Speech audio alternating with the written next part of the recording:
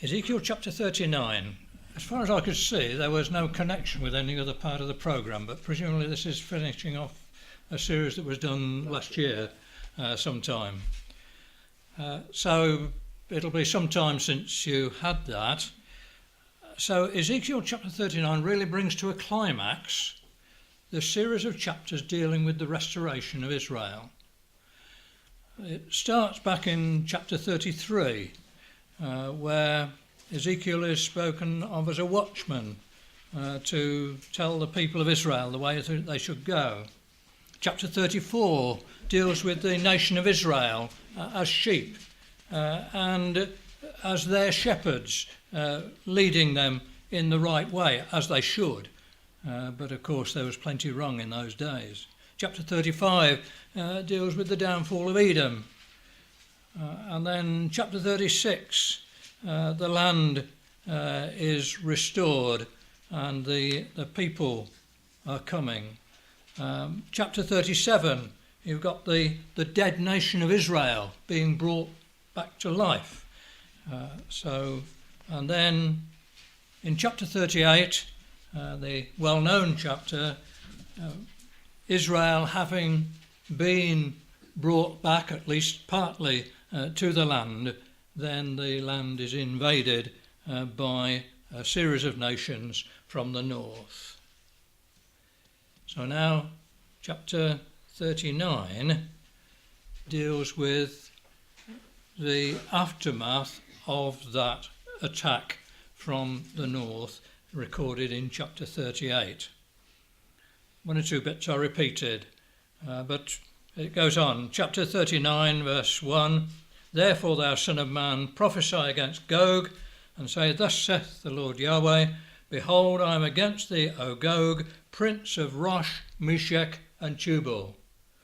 So you've got this leader who leads the greatest concentration of firepower that there has been in the history of the world, coming down on the land of Israel.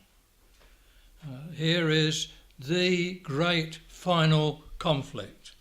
Verse 2, "I will turn thee back and leave but the sixth part of thee, and will cause thee to come up from the north parts, and will bring thee upon the mountains of Israel."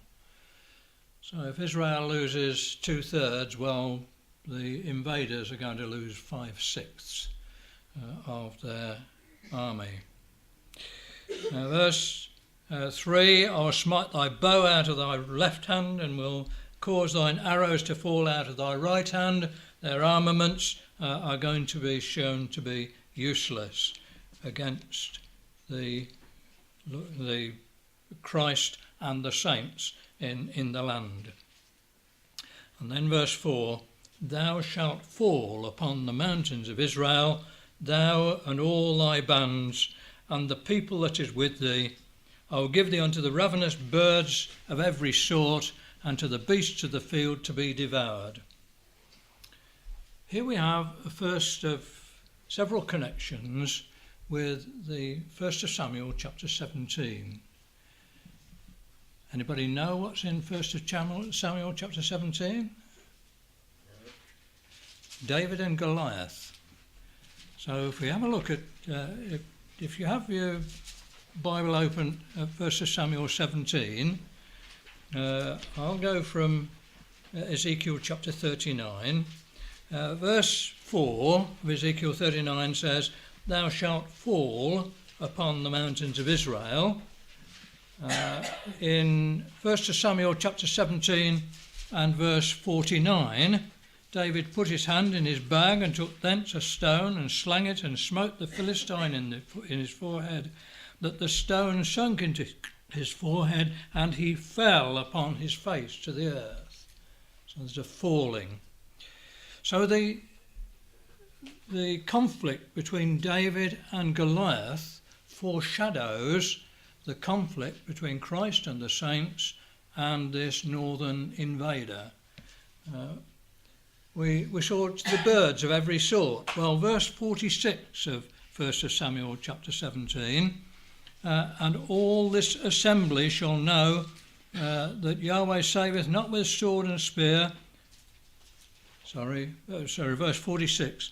This day will Yahweh deliver thee into mine hand, and I will smite thee and take thine head from thee. I will give the carcasses of the host of the Philistines this day unto the fowls of the air and to the wild beasts of the earth, that all the earth may know that there is a God in Israel. Very similar language to Ezekiel chapter 39. In verse 6 of Ezekiel 39, we read, I will send a fire upon Magog and upon them that dwell carelessly in the isles, and they shall know that I am Yahweh. In the 1 Samuel chapter 17 and verse 46 says, all the earth may know that there is a God in Israel, at the end of the verse there. Verse 7 of Ezekiel 39, so I will make my holy name known in the midst of my people Israel. I will not let them pollute my holy name anymore, and the heathen, the nations, shall know that I am Yahweh, the Holy One in Israel. In verse 47 of 1 Samuel 17, and all this assembly shall know that Yahweh saveth not with sword and spear, for the battle is Yahweh's. So all this assembly, including the Philistines, on that occasion. In verse 9 of Ezekiel 39, we read that they that dwell in the cities of Israel shall go forth and shall set in fire and burn the weapons, the shields and the bucklers. That word buckler is the same as at the beginning of 1 Samuel chapter 17, in verse 7, where it says, the staff of his spear was like a weaver's beam, and his spear's head weighed 600 shekels of iron, and one bearing a shield went before him. The particular word for shield, it's the largest of the shields. It covered the whole of the body. It may be that when David slang the stone that he couldn't see the head of Goliath because of this shield. There was somebody actually carried it and put the shield before him. Well, that word shield in verse 7 is the same as buckler, bucklers in verse 9 of Ezekiel chapter 39. So you've got very close connections between the two, a very clear foreshadowing of this great conflict. Amongst the weapons that they had were hand staves in Ezekiel 39. And of course David went with his staff. It's not in precisely the same relationship, but the staff is mentioned in verse 40 of 1 Samuel chapter 17. So that conflict between David and Goliath foreshadowed this great conflict that's prophesied in Ezekiel chapter 39. So back in Ezekiel chapter 39 then, we read in verse 11, it shall come to pass in that day that I'll give unto Gog a place there of graves in Israel, the valley of the passengers on the east of the sea. A place of graves in Israel. It takes me back to my young days when we lived in Birmingham, and going along the Washwood Heath Road was the Washwood Heath meeting room, and outside the meeting room was the lecture subject for the next Sunday. It was Brother Percy Mansfield, that some of you may have heard of, that was speaking on that occasion, and his subject was God will bury Russia in Israel. Whenever I read Ezekiel chapter 39, I think of that particular subject. God will bury Russia in Israel. And it's going to be a pretty gruesome situation. It says it shall stop the noses or the mouths of the passengers, of people passing by. And there shall they bury Gog and all his multitude, and they shall call it the Valley of Haman Gog. Stop the noses. One of the plagues on the Egyptians was the plague of frogs. And then when the plague was over, then all the frogs died, and they were in heaps, and the land stank, it says. It's very similar situation there. Incidentally, out of those heaps of frogs presumably came the lice, which was the next plague upon the Egyptians. Anyway, we'll leave that for now. Verse 12 of Ezekiel chapter 39, it says, 7 months shall the house of Israel be burying of them, that they may cleanse the land. There are going to be so many dead bodies. It's going to take 7 months to clear the land, or to make a general clearance of the land, that they may cleanse the land. That seems to be part of the purpose of clearing the land. The first time we read of that word cleanse is in the book of Genesis in chapter 35, and I think it's got a lesson for us. The land has to be cleansed of this great host that have come to invade the land. Genesis chapter 35 and verse 1, we're in the life of Jacob, and God said unto Jacob, Arise, go up to Bethel and dwell there, and make there an altar unto God that appeared unto thee when thou fleddest from the face of Esau thy brother. He'd been there before. And then Jacob said to his household and to all that were with him, Put away the strange gods that are among you, be clean, and change your garments. They were going to go to meet the God of Israel. And so put away the strange gods, be clean, and that's the word clean is the same as this cleanse in Ezekiel chapter 39, and change your garments. It used to be a tradition in this country to have Sunday best. It's gone now, but let us beware, brethren and sisters. There is a right attitude of mind, a right form of dress to wear when we come, particularly on a Sunday, to remember the Lord Jesus Christ. He goes on to say, he says, Let us arise and go to Bethel, and I will make there an altar unto God, who answered me in the day of my distress, and was with me in the way which I went. Just hold on to that distress in your mind just for a moment or two. We'll carry on in Ezekiel chapter 39 because they cleanse the land. It's in verse 12. Verse 14 says to the passengers of those that remain upon the face of the earth to cleanse it. And verse 16, also the name of the city shall be called Hamona. Thus shall they cleanse the land. So the land is going to be cleansed. It's going to be a holy land. It's going to be a great attraction for the whole of the world when they're going to come to this land to worship the God of Israel. And so the land is going to be cleansed. Verse 14 says, They shall sever out men of continual employment. That word sever out is right back in Genesis chapter 1.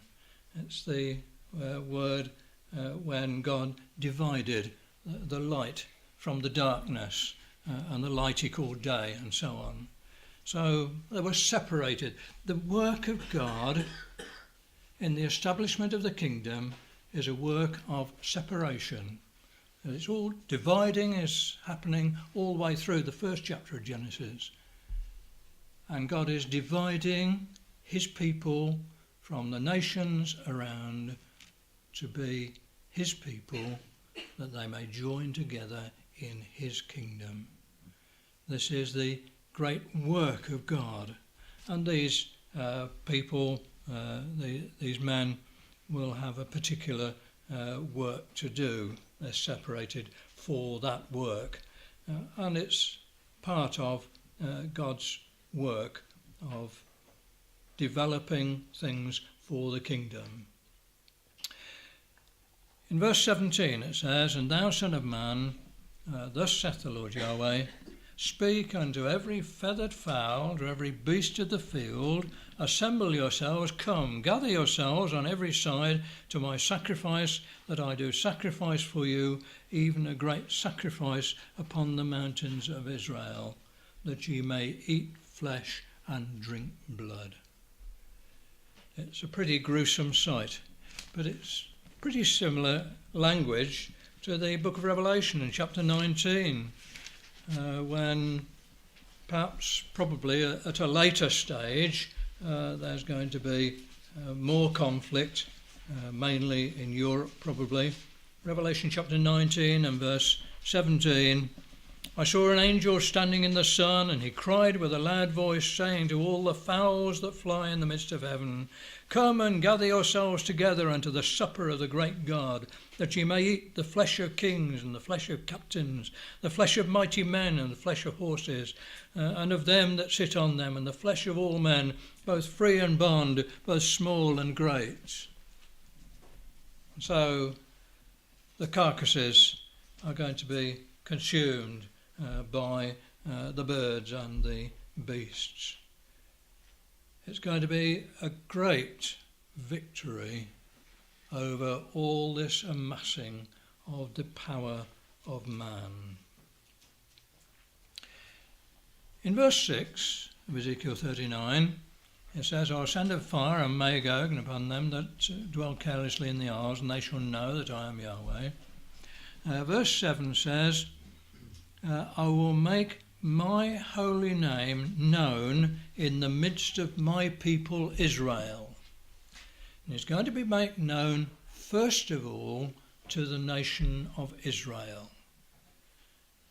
The other nations are going to know, but first of all he's going to make himself known to the people of Israel. And it's going to be the one great event in the history of the people of Israel.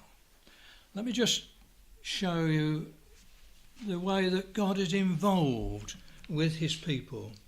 In the Isaiah chapter 63, we read of this movement from Bozrah and the conflict that there has been there. But referring back to the children of Israel in their wilderness, as they came out of Egypt, in verse 9 of Isaiah chapter 63, it says, "In all their affliction, he was afflicted." God identified himself with his people, and the angel of his presence saved them. In his love and his pity he redeemed them, and he bare them and carried them all the days of old. And that word affliction, incidentally, is the same as the distress that Jacob mentioned in Genesis chapter 35. So God is involved with his people. In John chapter 11, we have the record of Lazarus, who is ill at the start of the chapter. John chapter 11. News comes that he whom thou lovest, verse 3, is sick. The word therefore lovest is phileo, affection. And then verse 5 says, now Jesus loved Martha and her sister and Lazarus. And the word loved there is the word agape. It's the self-sacrificial love, but Jesus was going to use this occasion to bring more joy to them, although it would bring sorrow to start with. He loved Martha and her sister and Lazarus. When he had heard, therefore, that he was sick, he abode 2 days still in the same place where he was. The reaction of Phileo would be to shoot off quickly. But he had a purpose. He waited. And so Lazarus died. It was a very sad occasion. He comes to them. Martha meets him first, and then Mary. In verse 33 we read, when Jesus therefore saw her weeping, and the Jews also weeping which came with her, he groaned in the spirit and was troubled. And verse 35 says Jesus wept. He wasn't detached from the people that he was dealing with. He had a fellow feeling with these who had so much sorrow. A few years ago, there was a young man of 21 who fell asleep. His name was Daniel. The theme of his funeral was Daniel, a man greatly beloved, naturally enough. But when you see the whole of the family involved in the sorrow with that young man who had fallen asleep, it was then that I realised what it meant when it said Jesus wept.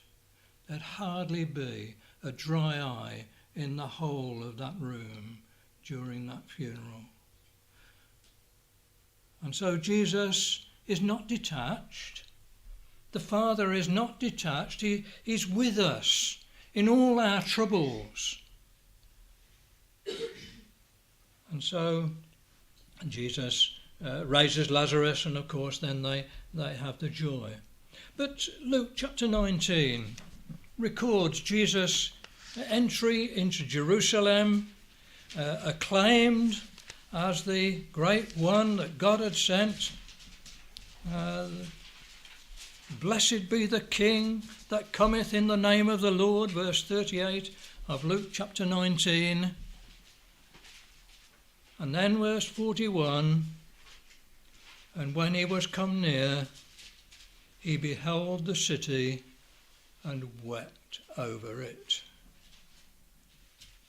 He knew that they deserved it, but he still wept for the sorrow that was going to be brought upon the people of Israel. If only thou hadst known, even thou, at least in this thy day, the things which belong unto thy peace, but now they are hid from thine eyes. Jesus wept over Jerusalem. In Acts chapter 9, we have the record of Saul, as he was known at that stage, going to Damascus to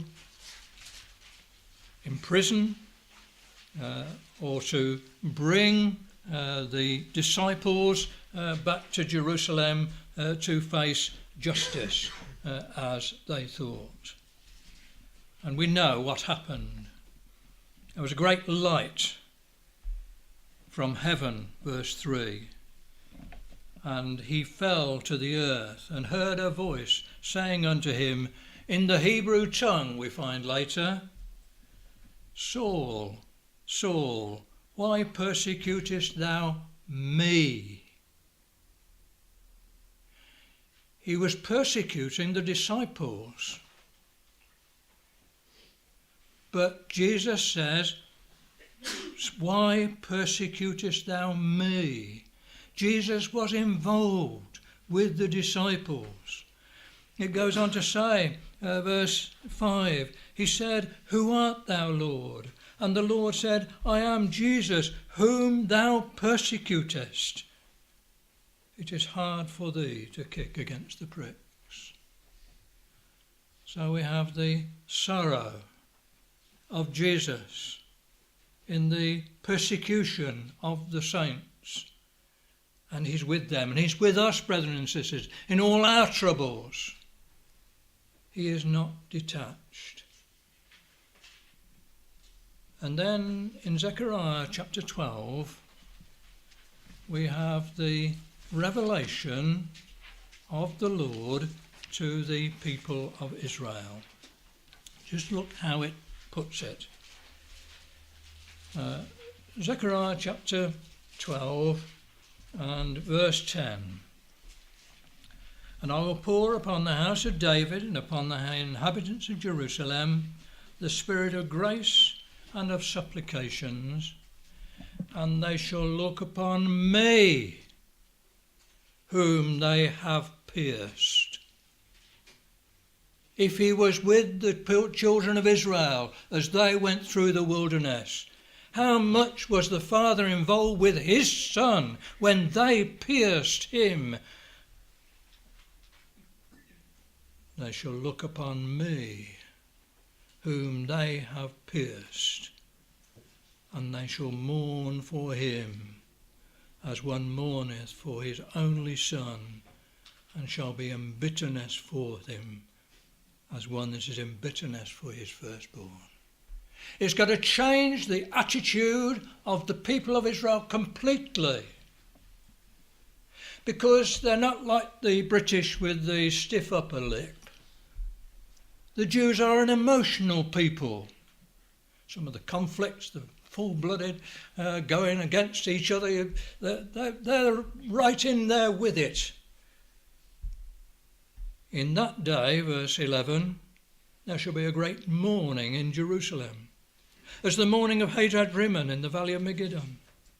The land shall mourn, every family apart, the family of the house of David apart, their wives apart, the house of Nathan apart. They're all individually and in families mourning. This one that God had sent, that they rejected, they pierced him. They pierced the God that loved them and sent his Son to deliver them. So this is the manner by which God is known to the people of Israel. So back in Ezekiel chapter 39, we've got that, the fact that he reveals himself to the people of Israel first. And then verse 23 says, and the heathen, the nations, shall know that the house of Israel went into captivity for their iniquity, because they trespassed against me. Therefore hid I my face from them, and gave them into the hand of their enemies. So fell they all by the sword. The punishments were brought upon them, because they trespassed of their iniquity, and they trespassed against me. The prophecies of the restoration have spoken of this punishment. Chapter 36 and verse 19 says, I scattered them among the nations, and they were dispersed through the countries. According to their way and according to their doings, I judged them. And so the nations will know how God dealt with the people of Israel when they disobeyed him. It's also going to bring about a change of heart to the nations of the world. They are going to realise that God punishes not just for the sake of it, but to bring them back.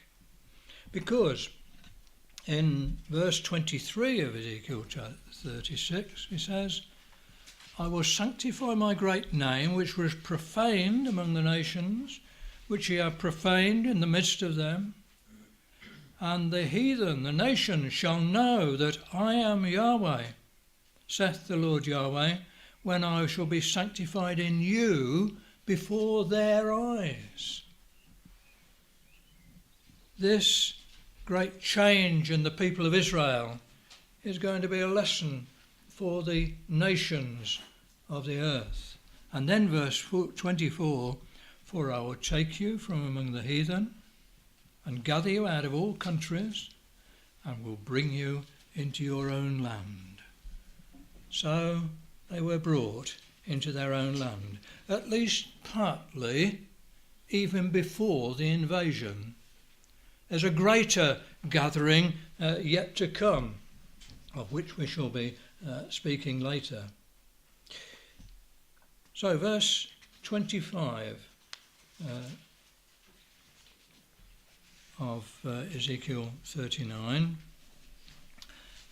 Therefore, thus saith the Lord Yahweh, now will I bring again the captivity of Jacob, and have mercy upon the whole house of Israel, and will be jealous for my holy name. He's going to bring them back. They're going to be true servants of the living God. Verse 26, after that they have borne their shame, and all their trespasses whereby they have trespassed against me, when they dwelt safely in their land, and none made them afraid. It's not only in the past, it's now. Where they they're about to dwell safely at some stage. There's going to be a peace agreement. There's got to be peace in the land when the invasion takes place. That's recorded in the 38th chapter of Ezekiel. But they don't recognise the God of Israel. They don't recognise the hand of God in their victories over the nations around them.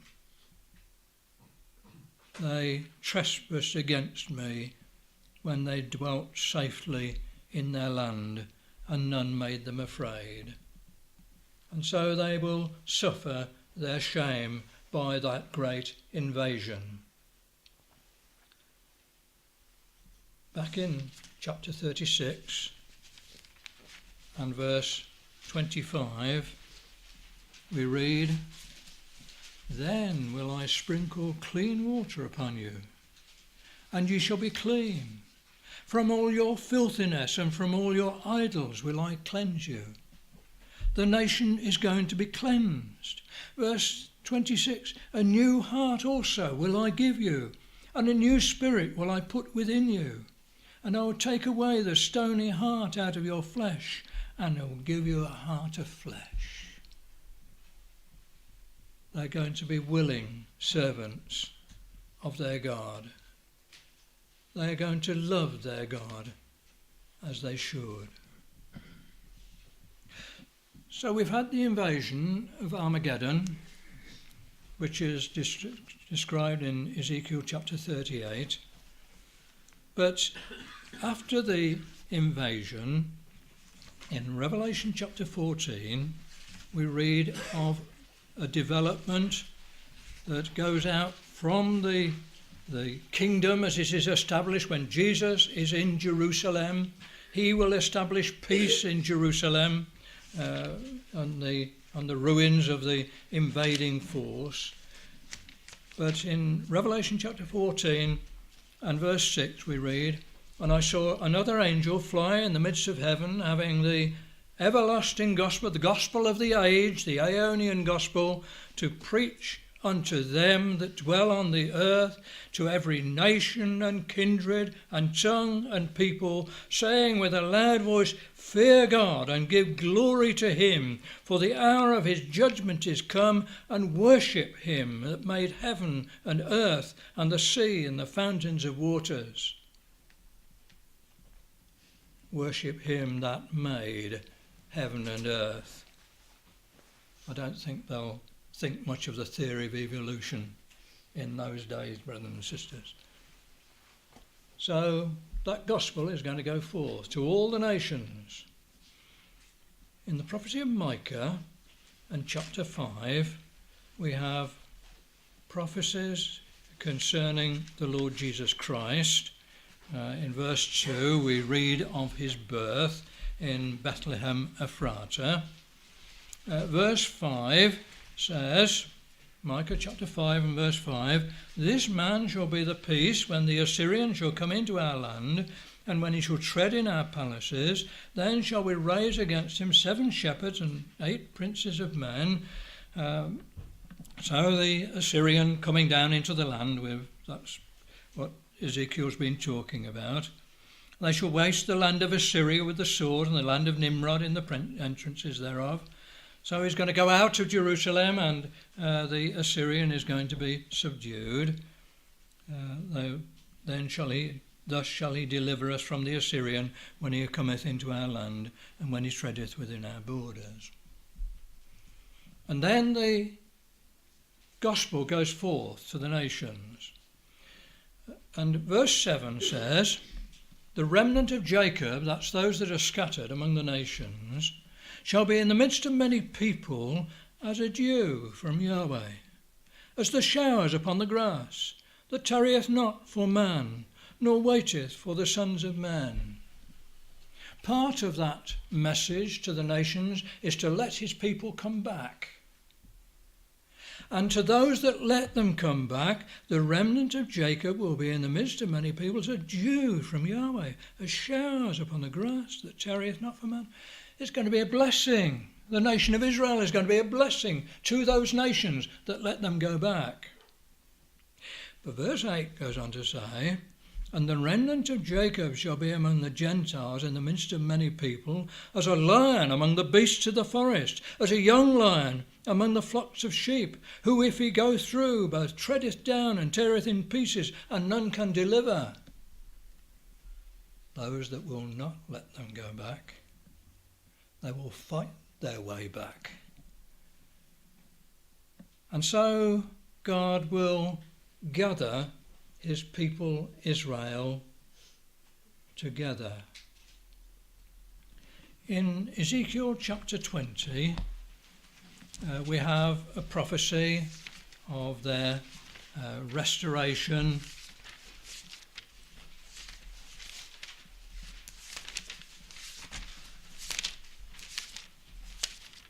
Ezekiel chapter 20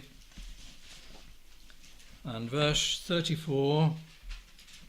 I will bring you out from the people and gather you out of the countries wherein you are scattered, with a mighty hand and with a stretched out arm and with fury poured out. And I think this is at the stage when the scattered people of Israel are going to come back in this new regathering. And I'll bring you into the wilderness of the people, and there will I plead with you face to face. So they're going to be brought into the wilderness, like as I pleaded with your fathers in the wilderness of the land of Egypt, so will I plead with you, saith the Lord Yahweh. I'll cause you to pass under the rod, and will bring you into the bond of the covenant. The nation of Israel is going to be brought into the new covenant. Jeremiah speaks of that new covenant being with the house of Israel and the house of Judah. Well, I will bring you into the bond of the covenant, and I'll purge out from among you the rebels, and them that transgress against me. I'll bring them forth out of the country where they sojourn, and they shall not enter into the land of Israel. And ye shall know that I am Yahweh. Those that will not accept, those that will not obey, will be taken out. But then the nation are going to be brought back. The nation, having been purged, as it were, will be brought back into the land. In the prophecy of Hosea and chapter 2, there's a telling prophecy concerning the restoration of Israel. Hosea chapter 2 and verse 14, Israel as the wife of God, as it were, have been cast off because they have forsaken him. But therefore, behold, I will allure her and bring her into the wilderness and speak to her heart. They're going to be brought into the wilderness, and I will give her vineyards from thence, and the valley of Achor for a door of hope. The valley of Achor was where Achan was stoned because he had brought the abominable thing in the destruction of Jericho. But the valley of Achor is going to be a door of hope. The phrase, the Hebrew for a door of hope, is Petach Tikva, and that's the name of one of the early settlements of the people, of the Jews back in the land. It's like, a bit like a suburb of Tel Aviv nowadays, but it's a town in its own right. Petach Tikva, a door of hope. And she shall sing there, as in the days of her youth, and as in the day when she came up out of the land of Egypt. And it shall be at that day, saith Yahweh, thou shalt no more, thou shalt call me Ishi, thou shalt call me no more Baali. Ishi is my man or my husband. And they will call me no more Baali, my Lord. So they're going to be brought. And verse 19 says, I will betroth thee unto me forever. Yea, I will betroth thee unto me in righteousness and in judgment and in loving kindness and in mercies. So the nation of Israel is going to be restored. They're going to be made a righteous nation at the centre of the kingdom of God, which is going to be established upon the earth. So let's go back to Ezekiel chapter 39 and see how it says in verse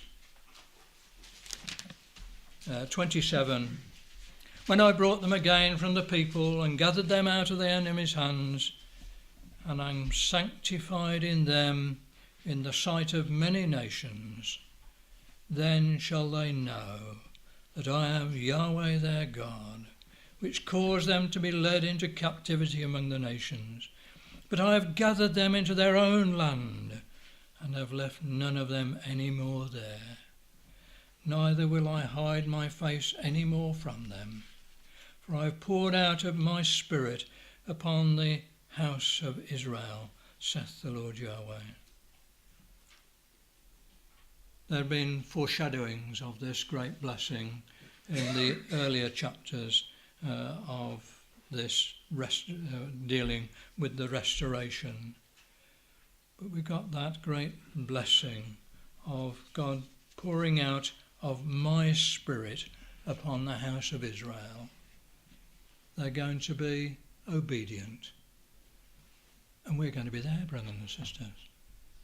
If we're accounted worthy, we shall be with the Lord Jesus in the conquest of the invader and the restoration of the nation of Israel. And then the rest of the prophecy of Ezekiel is of the temple and the worship in the temple, the centre of worship for the whole world. What a great blessing is going to be brought upon the people of Israel. No wonder it's called the hope of Israel, brothers and sisters. Let us rejoice in seeing this hope coming to pass, and let us hold fast unto the end.